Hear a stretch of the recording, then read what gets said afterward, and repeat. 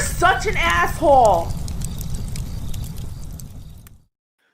All right, old retired landlord Cappy here, going to give his 2 cents of advice. And I apologize to the Stefan. I apologize, Stefan. I misread how long the video was, but it'd be roughly the same that you Neville paid for me. I thought it was a 41-minute video. And I'm like, dude, that's going to be $150.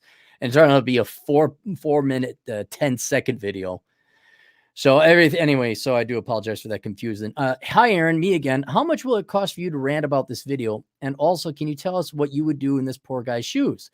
The video is 4 minutes, and it's about a landlord forced to house people that are not paying him rent. But once you listen to him, you'll find out a bit more. So this is from Fox News. And they interview a guy, Buddy Shoop, down in North Carolina, owns 35 properties. That's a fair amount. And he's talking about how with the rent moratorium being expanded or extended until October, that he ain't collecting no rent. And what the plan was is the federal government would then make the payments and help out the landlords. Like, okay, we'll make the payments for you, but I have personal experience with this, not me being a landlord, because I'm no longer a landlord and I never will be. But I know a property manager back in the Twin Cities, and he has 36 properties he manages, almost the same amount as this guy. And the amount of paperwork you have to go through to get your reimbursement is insane. You have to get the tenant to fill out a form saying they can't pay. You have to get Social Security or EIN numbers, depending on the home ownership and the ownership of the property. You have to do all that. Then you send it in. I know this may shock you guys. Did any of you apply for a PPP loan? Did any of you apply for it? Because they had the same problems where the online website didn't work. And then you had to fax it in, but the fax machine didn't work. And then you fill out this paperwork and say, we don't have it. And it just goes to show you that there is no doing business with the government. None. It's not Section 8, like, oh, I hate poor people. I don't want to deal with Section 8. It's like, I don't want to deal with the government. I don't want to deal with the paperwork. Chad was like, oh, you should apply for a PPP loan. I'm like, no. What do I got to do? I got to fill out all this paperwork, and I got to apply for it to get it back again. And then a friend of mine actually did apply for it. She wasted 15 hours, and I think she got $1,500 when it was all said and done. It didn't work, and you had to call the bank and prove it. No. My time is not worth it. It's just not worth it. And so this is the problem that this guy is facing, where his tenants are like, oh, I can't pay, because shock.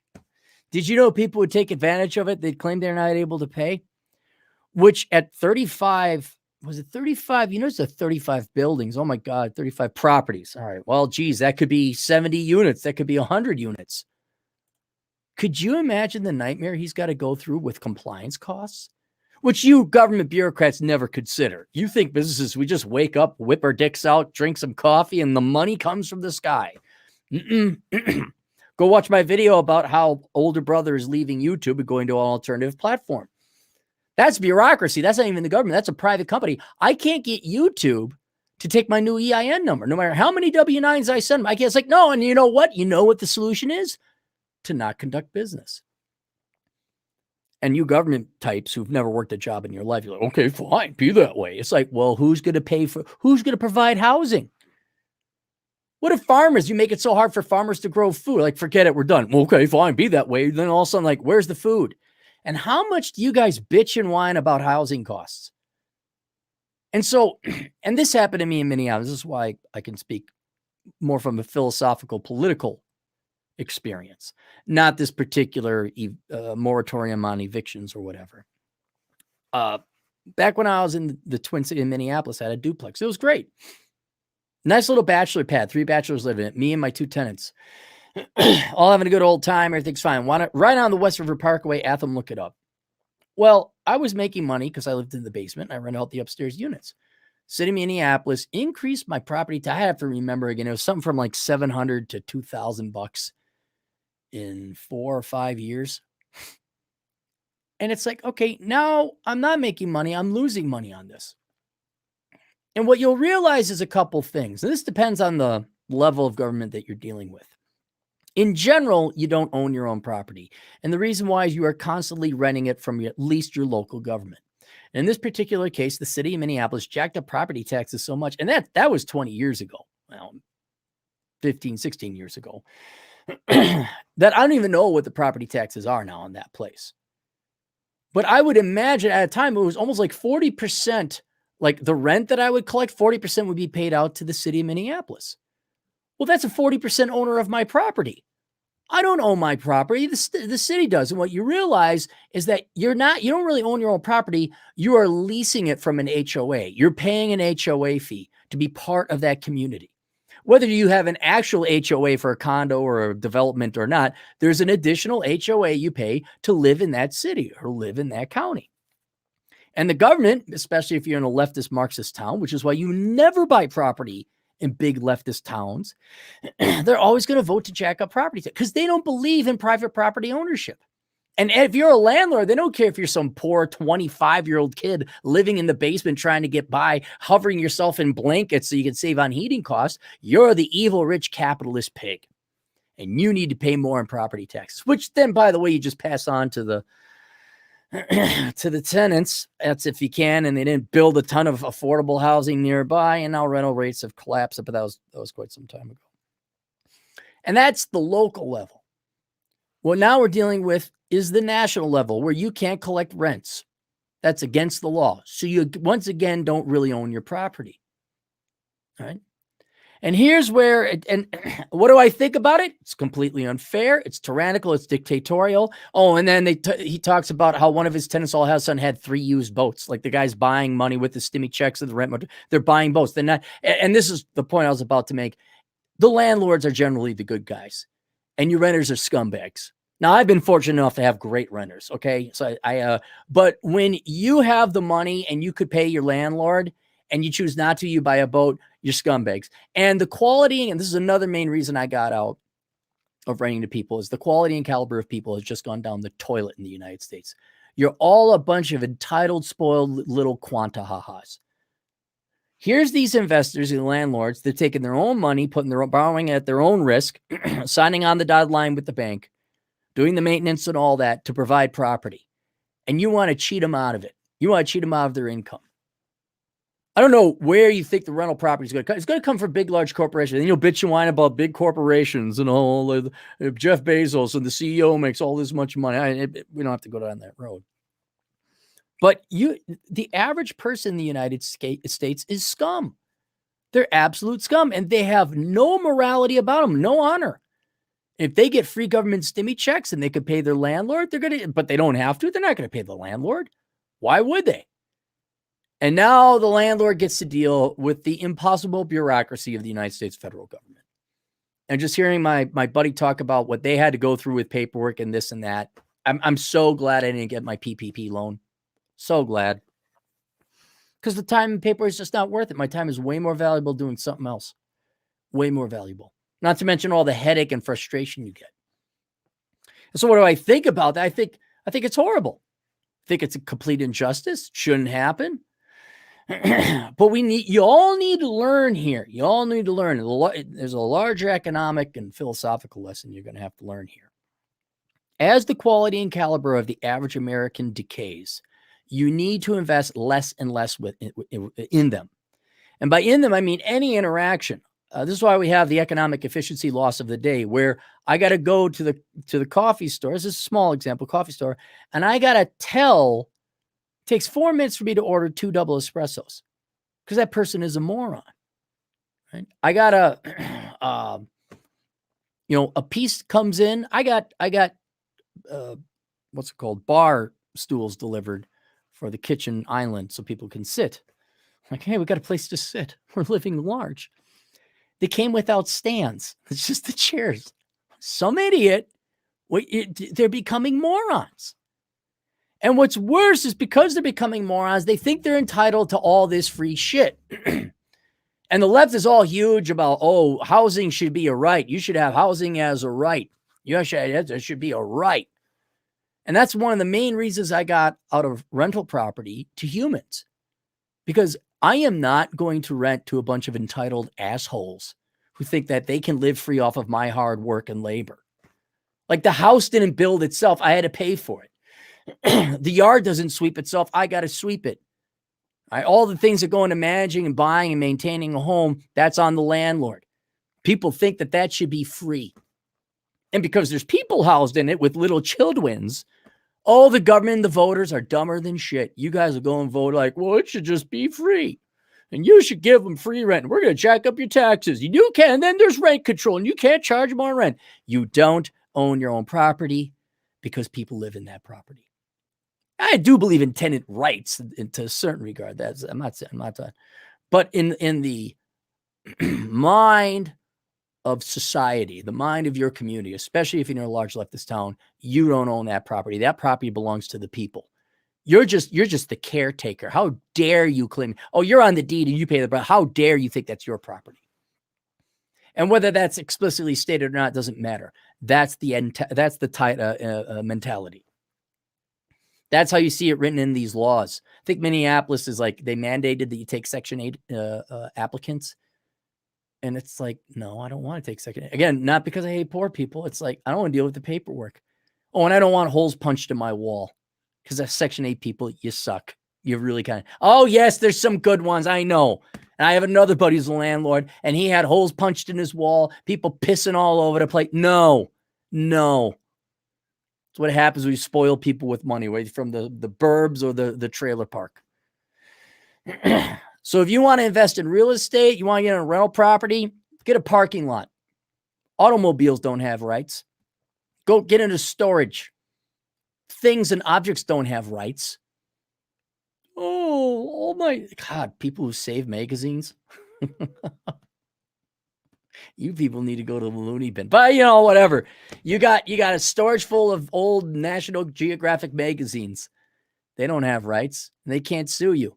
It burns down, so what? Here's the value of your magazines that you're never going to read anyway.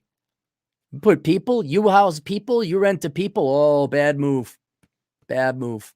Because the government makes sure that their rights supersede yours, and there's no way to make a profit. You are therefore enslaved to them, and they're just going to take your money and your labor. And that's why you should never be a landlord in the United States. Now, in the past, if you, found a good Mormon community in Utah and they're financially secure and stable, all right, maybe become a landlord. I still don't know why you want to deal with people. No matter how good they might be, you got to deal with people. Parking lot. I always like the idea of a parking lot. Well, it's a flat piece of ground with pavement over it. There's very little maintenance. And if you want to park on that spot, that's $5 a day. All right, there you go. So I always thought parking lots would be a pretty good deal. Low maintenance, low headache. But now that we're on a national level where the government could say, oh, no, you can't charge rent, and we're going to extend it to October. Because if you look up Joe Biden's background, he's never worked a job in his life. He went literally from college into politics. He threw a ball. He was in football. That's what he did. Right? You can, and it's not that he's trying to be evil. He's just that stupid. He's just not, he's never been a real man in his life. He's never had to pay rent. He comes from a wealthy family. So, well, everyone paid for my rent. You pay for family. Why are you charging people rent? That's so bad. Nice hair.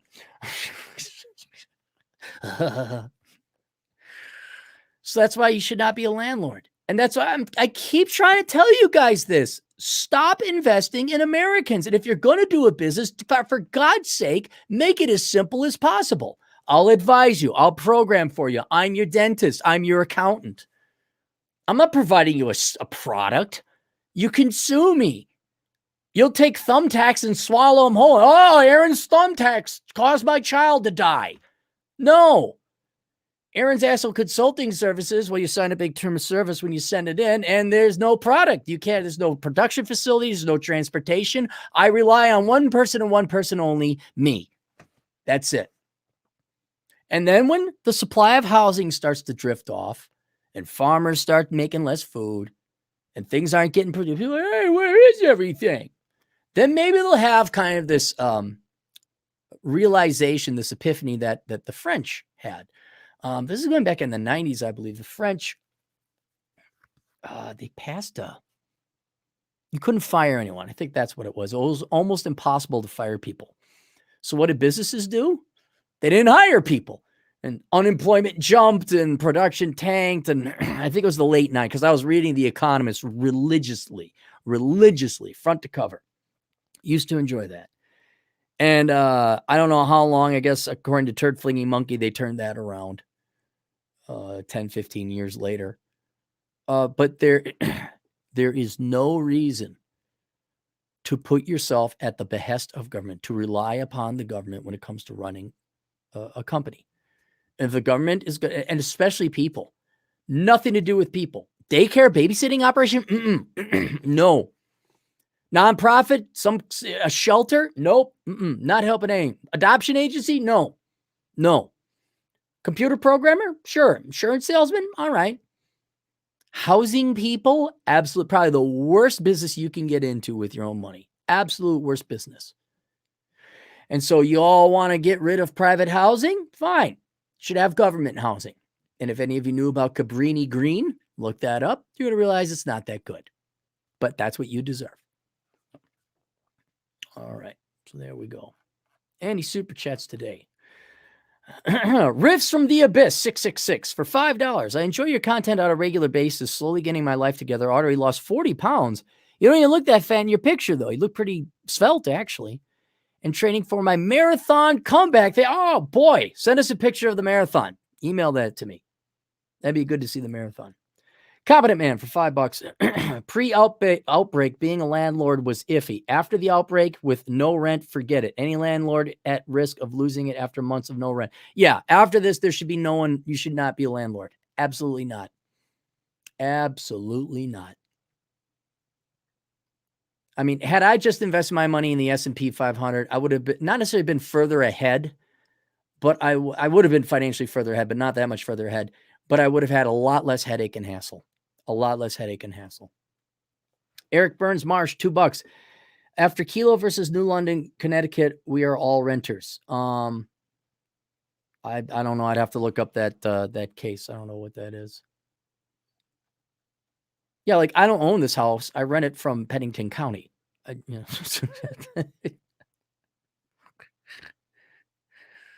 that it? Oh, wait, Django Geek. We got him there. Just want to make sure. Competent Man for $5 again. France 1990s, not uncommon for people to be out of work 3, 4, even 5 years and collecting the entire time. No one would hire because you couldn't fire. Yep. There you go. That's why France is such a great, powerful nation. I remember during the 90s, even the 2000s, because Bush was in office. I remember just what a joke Europe was compared to the United States. The United States had pretty good finances because we were coming off of the dot-com boom, which actually closed the deficit. This is the last time we had a surplus.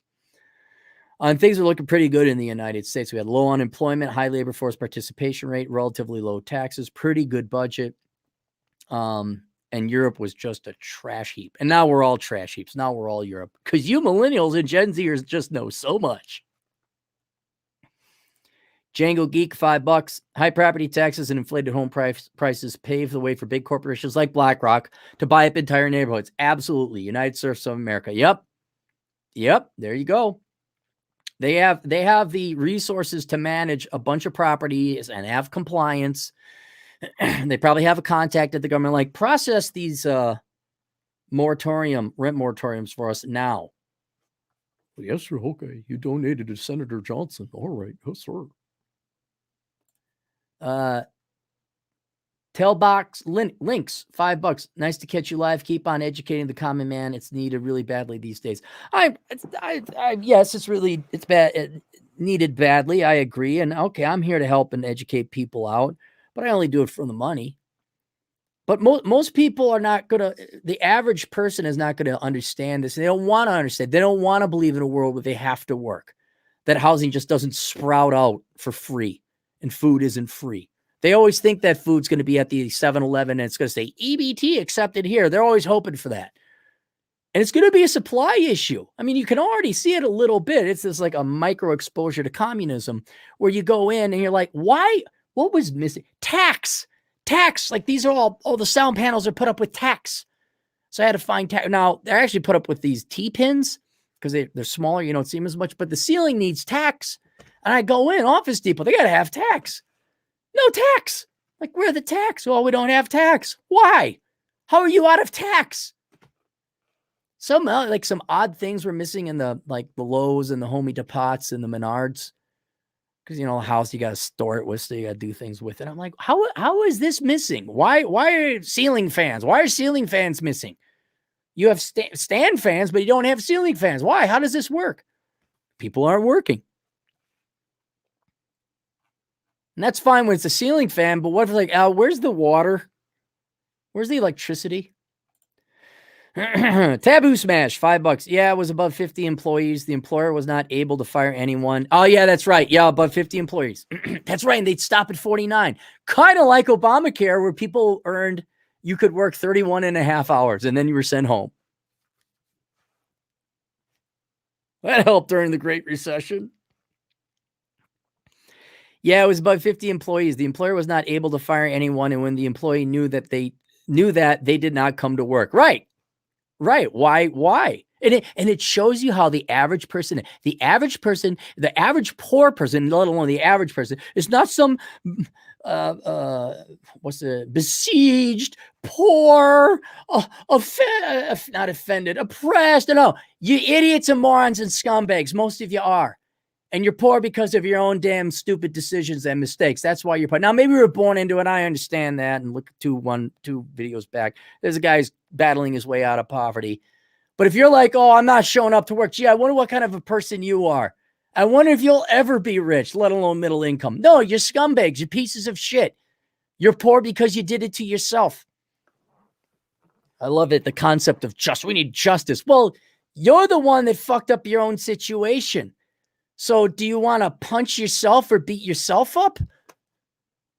I always love that concept of we want justice, social justice, financial, economic justice. Like, well, you're the one with 5 to 6 kids that you had. So what do? Punch yourself in the uterus?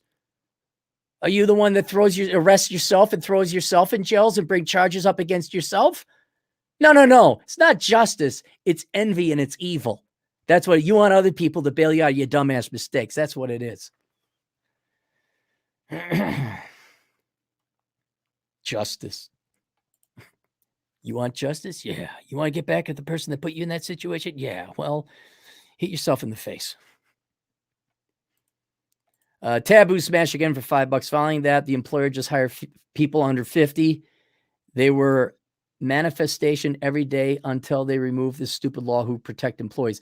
Didn't they also one company would form a completely separate company? Like, you'd have a company and it would, make widgets, but it had 200 people. So it'd break it up into 4 companies. Like, one company would render the plastic. One company would forge the metal. A third company would assemble and the fourth company would sell it. I think they did a little bit of that because that's a good use of fucking time, right? The guy who's an entrepreneur, that's a real good use of his time. Guy could have employed twice the amount of people, creating a legitimate new. Oh, and there's no additional production, by the way. Dumbass French. That's boomer French. That was boomer. Who was the president? The guy who was young and short.